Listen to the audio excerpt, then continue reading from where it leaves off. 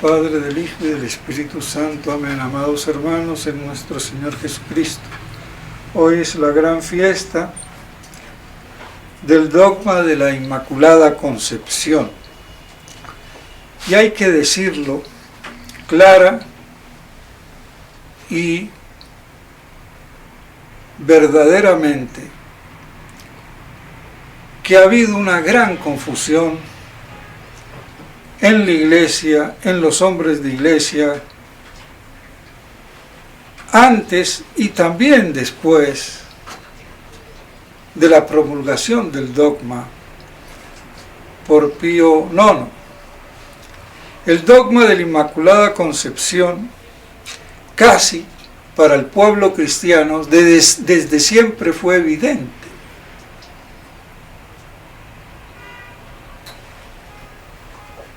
Porque evidente tenía que ser que la Madre de Dios no podía ser atingida por el pecado y por ningún pecado.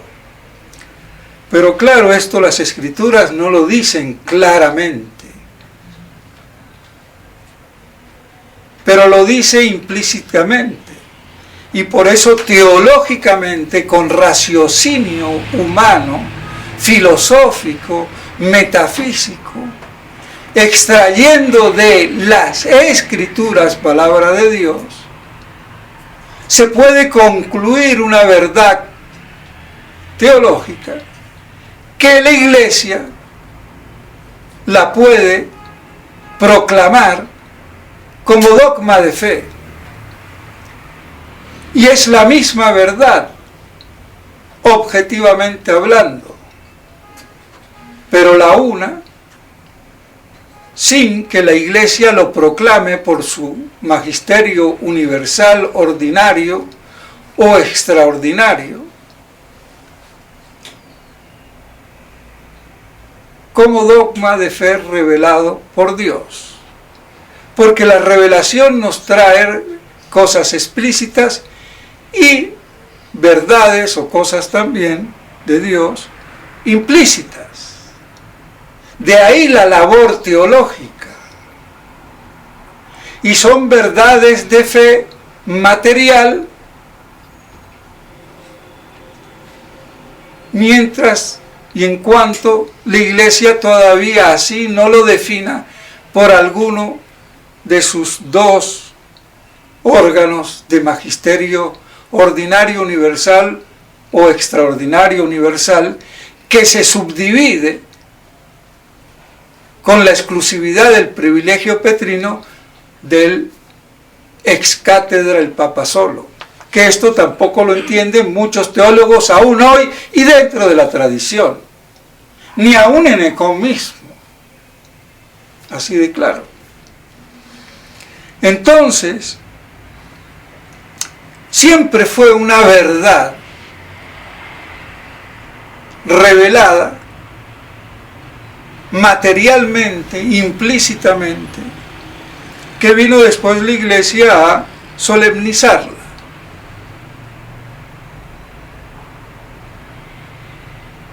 Pero los teólogos y las escuelas, discutiendo y queriendo llevarse la gloria orgullosa y estúpidamente, y nos queda hoy como si fuera la escuela franciscana y el cuasi herético Dun Scoto, antitomista, el que defendía el privilegio, y Santo Tomás y la escuela dominica que lo negaba. Son estupideces de escuelas que aún todavía hoy los teólogos, ni el gran Garigula Gran como representante de la mal llamada escuela tomista, queriendo defender a Santo Tomás, también mete la pata. Y lo pongo como muestra un botón. Porque ni Mahoma, ni los judíos rabínicos de alto vuelo negaban la Inmaculada Concepción.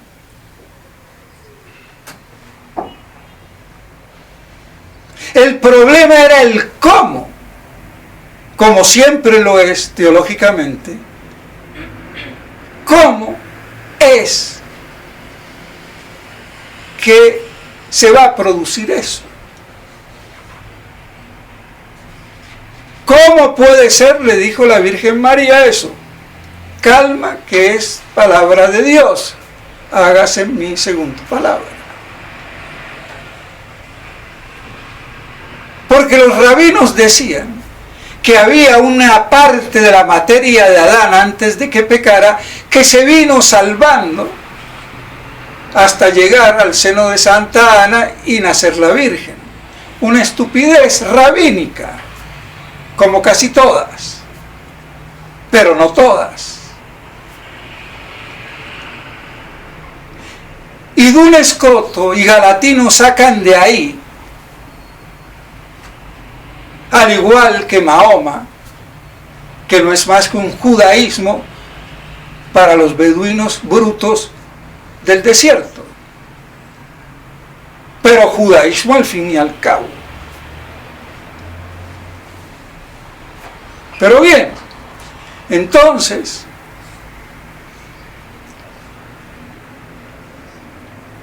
Santo Tomás se oponía en el cómo, a cómo era la Virgen Inmaculada, y no como dicen aún los mismos tomistas, que Santo Tomás se equivocó. La misma escuela dominica, salvo algunos, 2 o 3 dominicos egregios, como del Prado, Marín Sola y alguno que otro. Porque nadie entiende nada, o entienden a medias, que es lo mismo.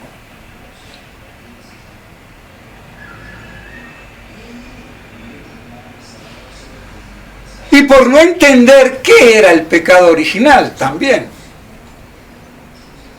Entonces, no bastaba el hecho evidente que por ser la Madre de Dios, la maternidad divina, la deípara, tiene que ser toda pulcra.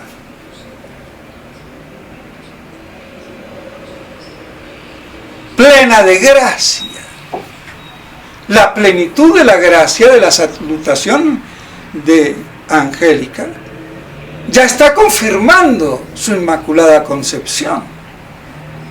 Si no, no puede ser llena de gracia. Y bendita entre todas las otras mujeres que paren en el pecado, pero no porque el acto sexual sea pecado, como creían los judíos y creen los curitas y aún tradicionalistas, y que cada acto conyugal tiene que llevar la procreación a fuerza, porque si no es pecaminoso. Así de imbéciles son.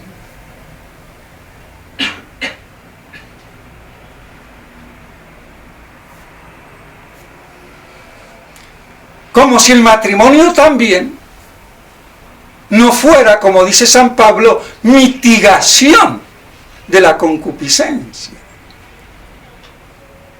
Luego basta que yo sienta deseos con mi mujer y san se acabó. Pero no desvirtuando la finalidad.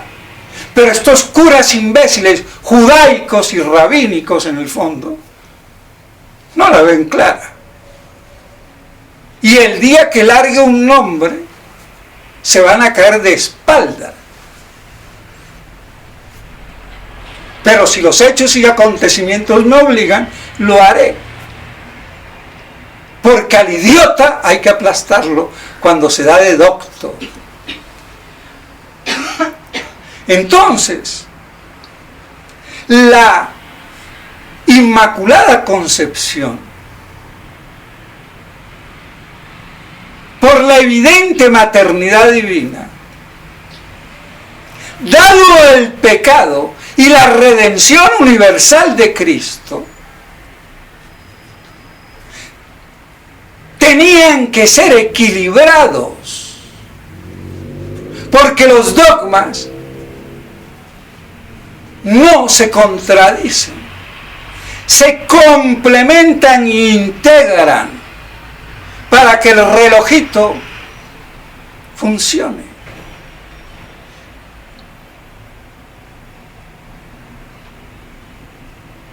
Entonces, si yo afirmo a lo bruto como de un escoto, que se quiere llevar la gloria, pero es un hereje que se desconoce,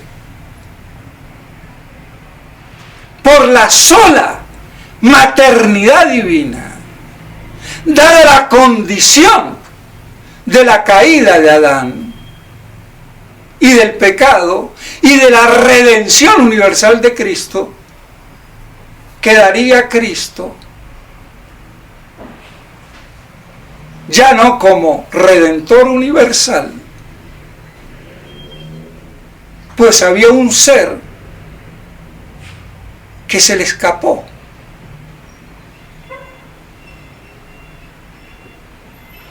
Entonces, ¿cómo conjugar una redención total de Cristo, universal, incluyendo a su madre, la maternidad divina? Y dado el hecho de la transmisión del pecado por vía sexual, biológica y genética, porque no es un pecado de la persona el que se transmite, sino del origen del hombre en Adán. Y por eso es pecado original, no personal. Y eso viene por transmisión genética, biológica, sexual, que todo descendiente de Adán, por vía sexual, porque Cristo es descendiente de Adán, pero por vía asexual. Pero la Virgen vino por vía sexual, no asexual. Entonces se venía manchando esa carne, ese plasma humano, y así se seguirá transmitiendo hasta el fin del mundo. Pero esto no lo han entendido aún ni los teólogos como doctrina común. Y entonces esa carne putrefacta, manchada por el pecado, al infundirle el alma Dios para crear la persona, es que mancha el alma.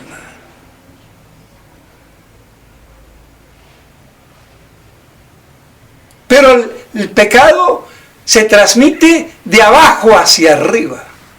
La carne que mancha, el alma inmortal y personalizada, al infundirse en el cuerpo manchado. Es lo que nos pasa a todos, pero no le pasó a la Virgen, porque venía manchada, pero antes de su concepción, pasiva y no activa, porque la activa es el acto conyugal de la concepción, la pasiva de la infusión y creación de la persona humana. Entonces es que hay un hiatus en la Virgen. Viene la carne manchada, pero antes de ser persona, esa carne queda pura en el mismo instante. No se produce el efecto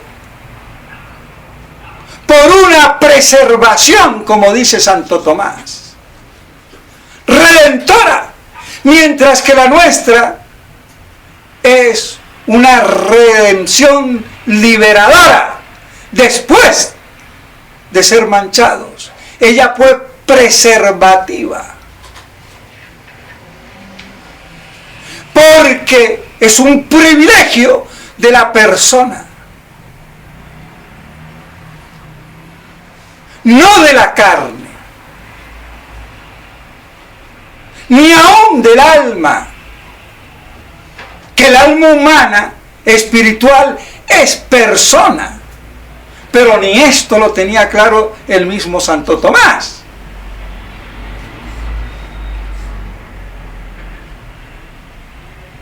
Entonces, es el atributo, el privilegio exclusivo de la persona de la Virgen, que en el momento de su concepción pasiva,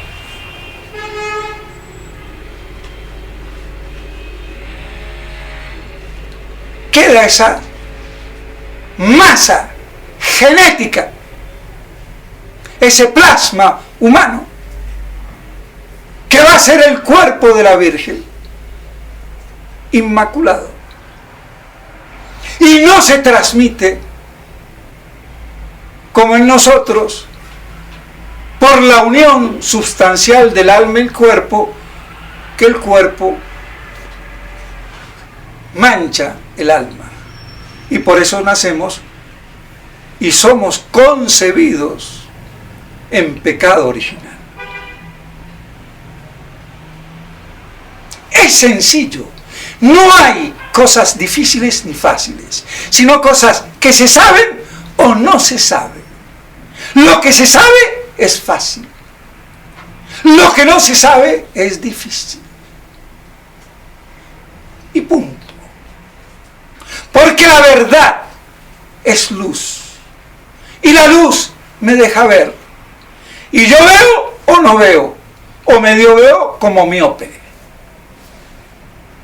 Que es casi siempre lo que pasa. Y esa miopía se doctoriza, se teologiza y pontifica en la estupidez de la ignorancia miópica de los doctos teólogos de este mundo y de esta iglesia. Entonces, por eso Santo Tomás quería salvar el dogma de la redención universal, que le importaba un comino al estúpido de un escoto judaizado o de galatino.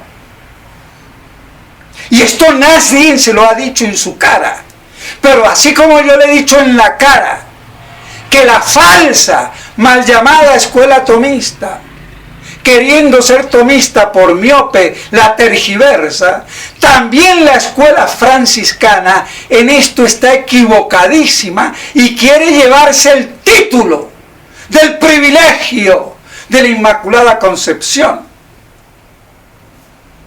Y no es así. Y no ha habido papa, ni cardenal, ni teólogo que lo diga. Yo soy el primero, che. Como en tantas otras cosas. Pero las cosas son como son. Y san se acabó. Entonces, ese era el detalle. No solo pura maternidad, sino la maternidad de una hija de Adán, con descendencia genética, por donde se transmite el pecado. Entonces ahí es donde hubo la intervención divina.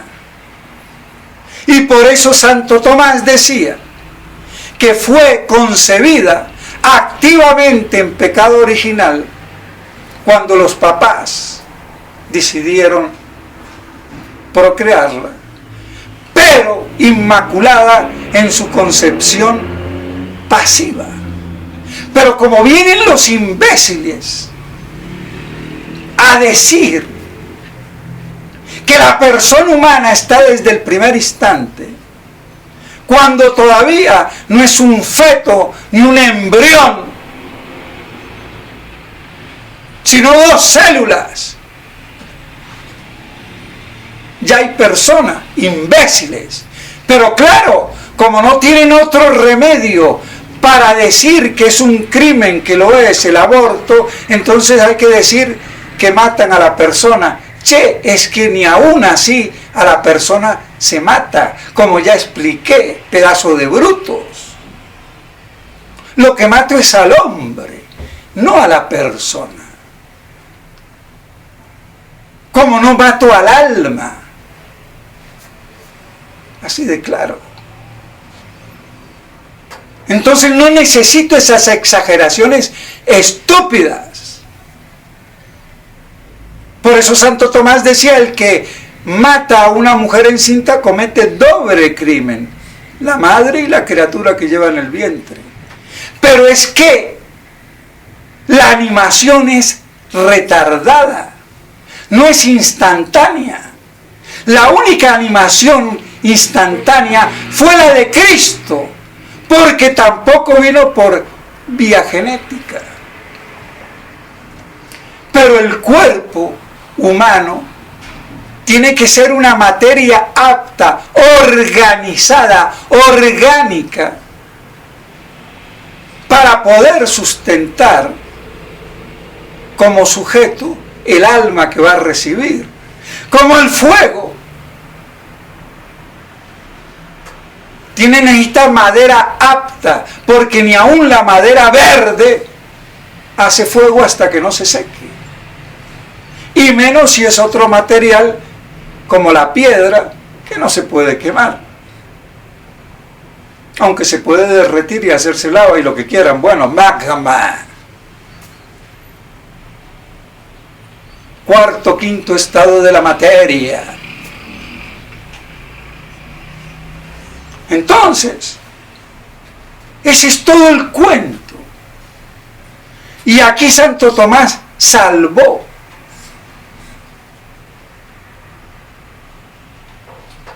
lo que la escuela franciscana no salvaba: la redención universal. Porque la Virgen, su madre, como hija de Adán, porque vía genética debiera de haber sido manchada, pero no porque tuvo el privilegio, por ser la digna madre de Dios. Y entonces se paró el proceso. Entonces fue una preservación redentora, mientras que la nuestra es liberadora. Después de caerme en el pozo me sacan. Aquí, antes de que te caiga, te saco. Y eso es todo. Entonces, mis estimados hermanos, una vez más, cuán estúpida son las escuelas teológicas, llenas de doctos imbéciles, que explican a medias, cuando esto da material para la meditación y contemplación, sin necesidad de violín, de música que empiana afectivo, sentimental, protestantoide, sino sustancia de verdad divina, contemplada, que hincha el alma y el corazón. Por eso cuando estúpidamente algunos fieles dicen, y amigos míos, que a mí me falta la santidad, de hablar de la espiritualidad, es que no entienden un comino, ni aún los más allegados. Porque ahí está la espiritualidad, no en el rum rum del violín, sino en la verdad divina, contemplada, que alimenta el alma en las cosas de Dios y no en el pensar reflexivo de la meditación del conjunto, como le enseñan estúpidamente en los ejercicios ignacianos de 30 o reducidos a 5, 4 días o 2, para orar, para meditar. Estoy haciendo película religiosa, pero no oración espiritual, que podrá servir para calentar o abrir el apetito, como la pimienta que me abre el apetito, pero no es la comida.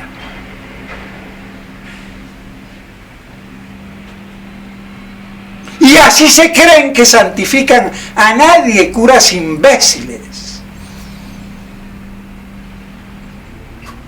Y encima con medios caros. Porque hacer ejercicios espirituales no es barato. Dejar de trabajar o no trabajar y después el alojamiento y la comida, que no es gratis. Aunque para muchos sí, pero alguien los paga por detrás.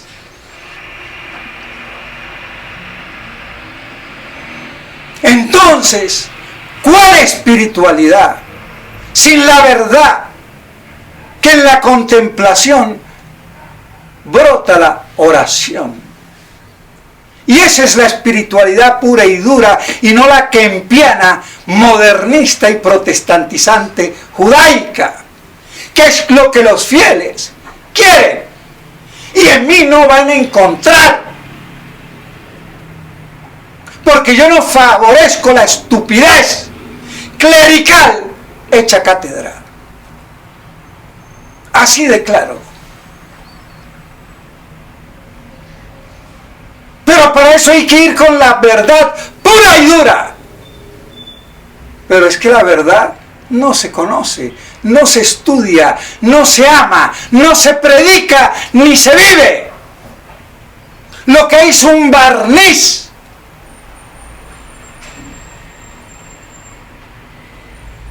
Como un dorado.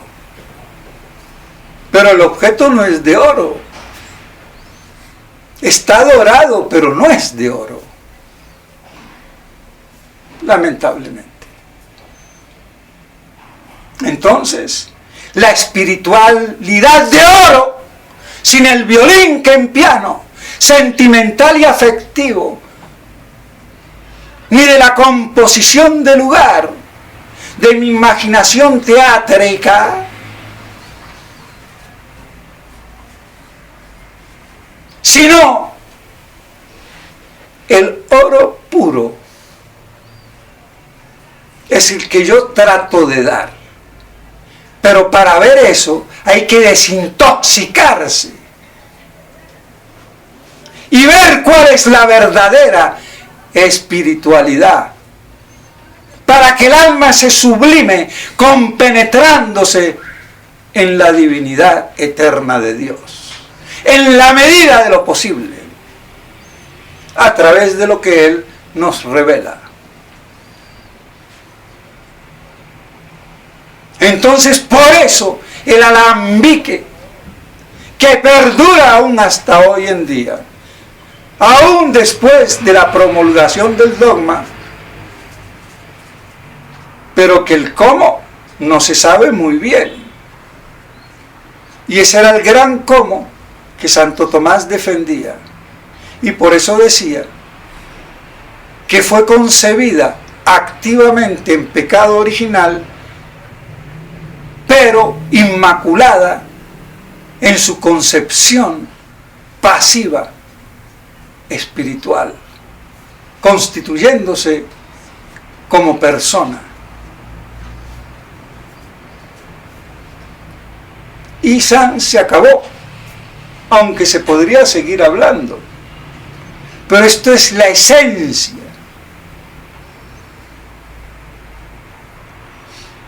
De lo que en la iglesia se viene malbarajeando.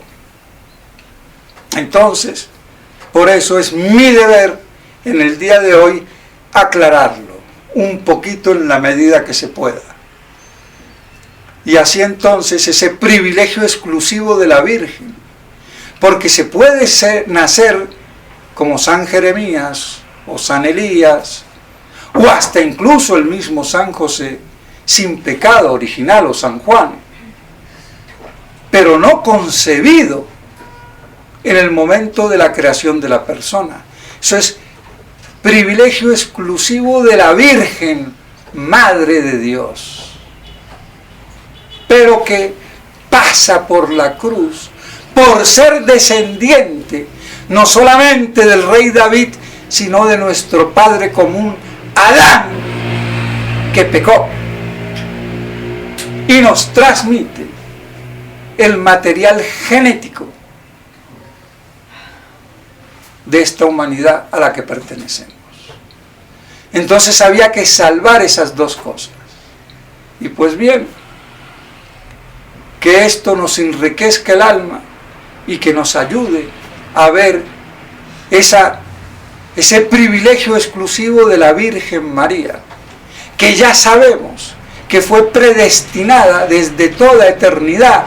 Por eso la Iglesia litúrgicamente asocia para la epístola de hoy el libro de la sabiduría de los proverbios, que tantas veces se dicen en las fiestas de la Virgen.